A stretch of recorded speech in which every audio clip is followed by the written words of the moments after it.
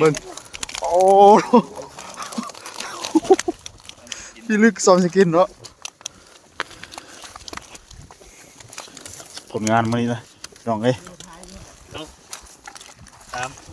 4ก็หลายคักหลายวักคักผลงานพี่น้องเอ้ยอ๋อปลาหลาย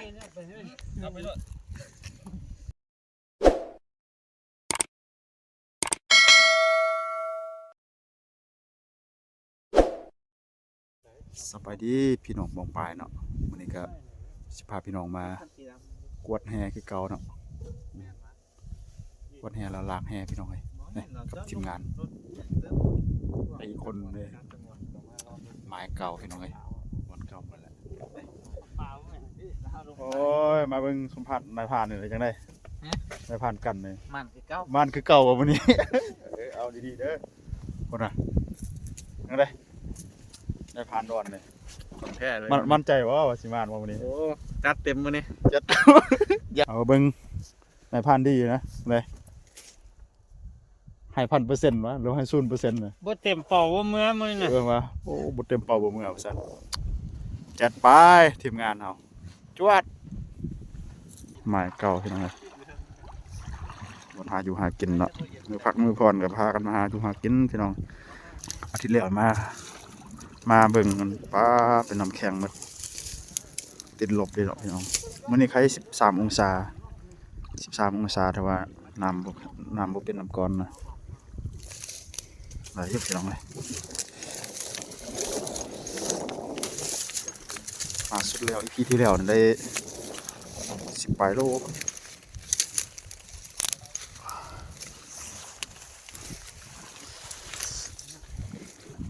ป๋อทุก4-5แต้มเด้อเดี๋ยวนี้ไป4-5 แต้มละนอกกันโอ้มาเลยมานพี่น้อง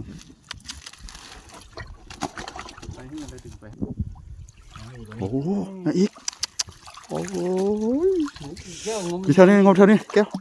บ่มีแหแล้วมีแฮหรอวะมานพี่น้องเลย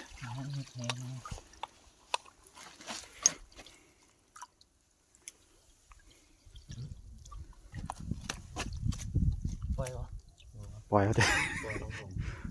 อ๋อแล้ว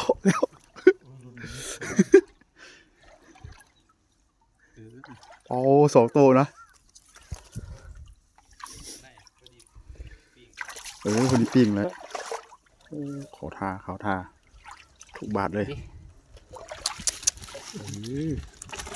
ได้ทุกบาทอย่าง4 คักนะ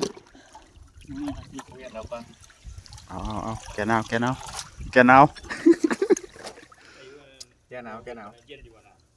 ย็นอยู่ใครก้นมือนั่นอยู่โอ้ไปโทกทีมยังทำไมเจ้าที่ทีมเมาเด้เอาลากไปเรื่อยๆเลยเอาเหยียบปลาวะโอ้หัวลากกันนะปลาเหยียบเอาเลยนะแน่นอนเลยโอ้แล้วมันมีหญ้าบ่ต้องใส่แหก็ได้งมมันแม่นเหยียบปลาแล้วโอ้มันอยู่แถวนี้นะอยู่แถวแคมป์เลยนะปลา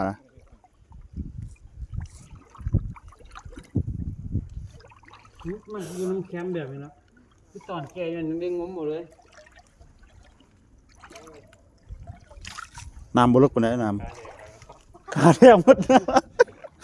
น้ำฮอดแท้มันได้ฮอดทันเลยนะลากไปเลยพี่น้องเลยรุ่นนี้แฮมันบ่มีเผาเลยต้องได้ลากไปเลยเราสำนักมาตามตึก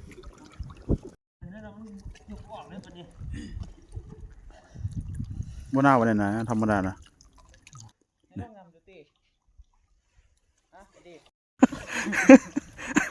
โคตรบ่มันจะแก้มาอย่างไรโอ้จับอยู่นอกเลยวะจับเอาอยู่นอกเลยน้องเลยปลาลายคักมาแบ่งตีนก็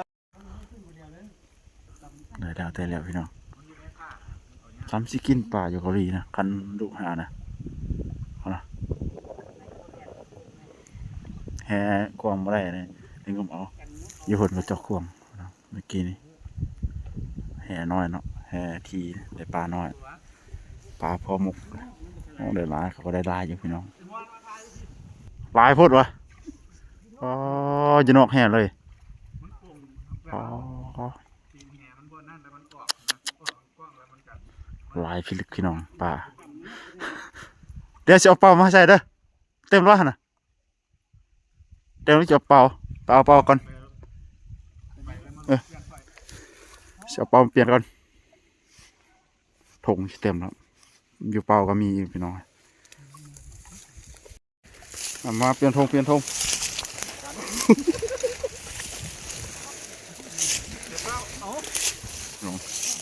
อยู่เป่าก็มีอยู่ธงเต็มธงแล้วเอาดิ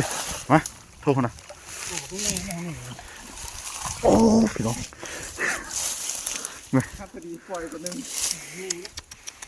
เต็มธงยางเต็มธงเขียวเลยในเป่ากับครึ่งเป่าแล้วพี่น้องเลยเอาบาทเดียวเต็มเลยดิปลาเขาลายใช่ปะขึ้นหรอกนี่จับปลาไม่ได้เลยนี่ใส่ก้าวขาขึ้นเลยนะ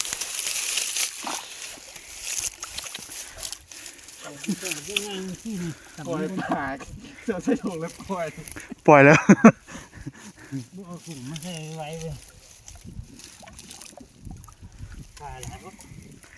ปลาลายพวกจนปล่อยเลยดิ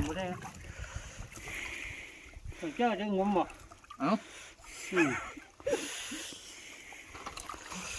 โอ้ยเต็มเป้าเราขึ้นเมื่อไรนะง่ายมันขึ้นถึงปล่อยปลาบุรีเลยปลาไปอยู่ตรงนี้นะปลาลายพี่น้องปลาเลือดมันยำสี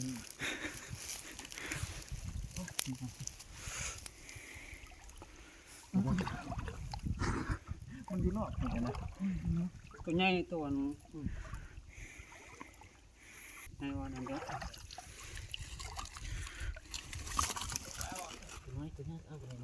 เอามืดน้อยเอาไงก็เอาน้อยทอดแห้งเสียบเนาะที่เราปาดเนาะจังมาแล้วกัน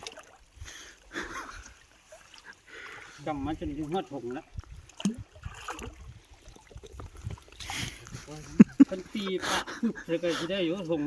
ปลาถ้ามันเตรียมเต็มถุงปลาเต็มถุงนะอยู่เป่าที่เต็มเป่าอยู่ที่จะเต็มพี่น้องไปมานะพวกนี้เนาะโอ้โหบาทเดียวเลยเต็มถุงเลยเงินนอนหลายตึงขนาด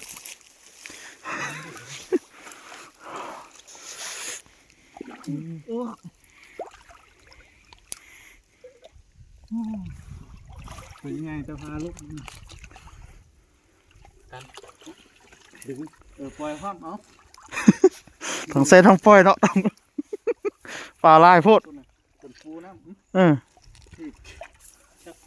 เอาแม่นี่นะคนเอาอยู่นอกแห่นะนอกเอาเลยมันอยู่เบื้องข้างในนี่กำอยู่เดียวปลาลายเลยอากาศมันหนาวนะมันบดินนะพี่น้องเลยนี่อยู่นอกเข้าแก้มไม่ซื่อนะยับอีกก็ได้อ๋อปลาอยู่จะมองไงอ๋อปลาอยู่บนเดียวพี่น้องเอาเข้าแก้มันบนนี่ไม่ใช่มันหนาวเลยคนก็จะตายเพราะคนก็หนาวปลาคือกันมันบนนี่นะเกือบบนอยู่มีข้าวผัดนะบาทหนึ่งเต็มเป้าเลยเต็มเป้าแล้วก็มือมันบ่มีมองใส่แล้วเลย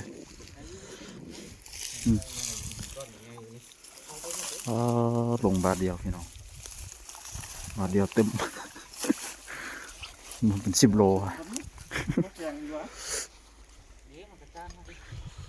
ปลาไหลดีจุกเกาหลีพี่น้องครันแห่คาดเนี่ยง่มเอาสิหลักแก้วเนาะ ลากไปลากมาแถวเนี่ยยังป่าได้ปลาบางหลายแล้วพี่น้องนี่ลากคันมานี่ได้ปลาเต็มมันทงละ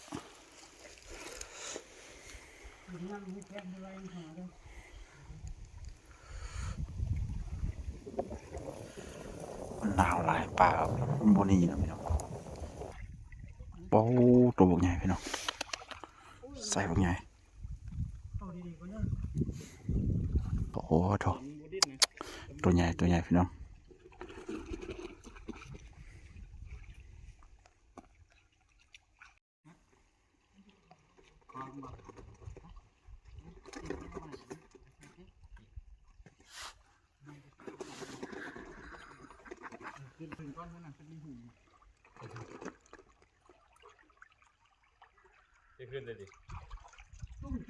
ขึ้นละบัวแล้วหนาวแห้งขึ้น